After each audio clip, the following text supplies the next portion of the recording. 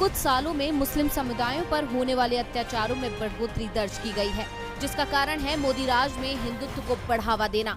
ऐसे में विपक्ष हमेशा ही बीजेपी पर निशाना साधता नजर आता है। वहीं बीजेपी हमेशा इन आरोपों से बचने की कोशिश करते हुए सबका साथ सबका विकास का नारा देते हुए खुद के ऊपर लगे आरोपों को खारिज करने की जुगत में लगी रहती है। अब बीजेपी भले ही कितने झूठ बोले, लेकिन आंकड़े सारी हकीकत बयां कर देते हैं। लेकिन अब सिर्फ विपक्ष ही नहीं बल्कि देश के वरिष्ठ पत्रकार भी मानते हैं कि मोदी राज में एक खास समुदाय के साथ भेदभाव किया जा रहा है, जिसके चलते देश के वरिष्ठ पत्रकारों के एक समूह ने संवैधानिक संस्थाओं से अपील की है कि वो भारत के धार्मिक अल्पसंख्यकों विशेषकर मुसलमानों पर हो रहे हमलों के मद्देनजर कदम उठाएं।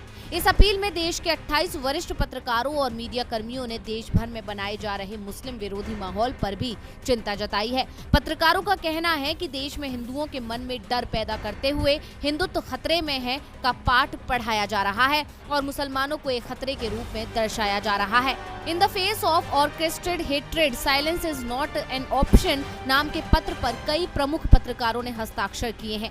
अपील में फिल्म द कश्मीर फाइल्स की स्क्रीनिंग, कर्नाटक में हिजाब को लेकर उठा विवाद, बुल्ली बाई ऐप समेत सोशल मीडिया मंचों पर मुस्लिम महिलाओं को निशाना बनाना और अन्य घटनाओं को लेकर मुस्लिम विरोधी भावना को भड़काने के हाल के प्रयासों का उल्लेख किया गया है और राष्ट्रपति, सर्वोच्च न्यायालय के न्यायाधीशों और विभिन्न उच्च न्यायालयों, भारत के निर्वाचन आयोग और अन्य वैधानिक निकायों से हस्तक्षेप का आह्वान किया गया है। इतना ही नहीं, अपील में कोरोना काल के दौरान कैसे मुस्लिमों को टारगेट किया गया उसका भी जिक्र है। अपील में कहा गया है कि दिल्ली के निजामुद्दीन में तबलीगी जमात की बैठक का हवाला देते हुए महामारी के शुरुआती दिनों में मुसलमानों के खिलाफ नफरत फैलाई गई। The Hindu, the telegraph, Kashmir times, vibes of India, the news minute website और द वायर के वरिष्ठ पत्रकारों की इस अपील ने मोदी सरकार के सभी झूठे दावों की पोल खोल दी है और बीजेपी की मानसिकता को उजागर करते हुए मुसलमानों के खिलाफ बढ़ रहे मामलों पर अपनी चिंता व्यक्त की है। ऐसे में अब उनकी अपील पर सुनवाई होगी या फिर इन लोगों के खिलाफ